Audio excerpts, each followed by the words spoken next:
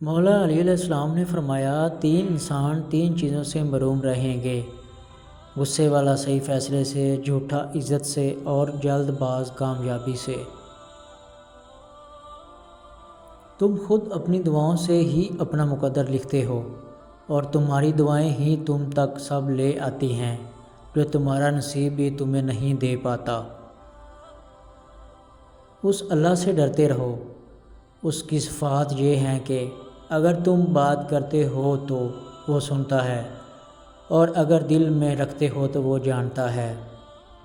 اگر تم سیدھے راستے پر ہو اور تم کسی مشکلات کا سامنا نہیں کر رہے ہو تو تم سوچو، ہو سکتا ہے کہ تم غلط راستے پر ہو، کیونکہ سیدھا راستہ مشکلات سے بھرپور ہوتا ہے۔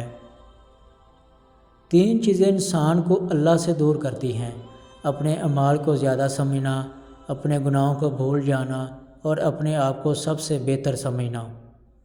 وہ اللہ تم سے اتنی محبت کرتا ہے کہ دن میں 5 دفعہ تمہیں اپنی طرف بلاتا ہے۔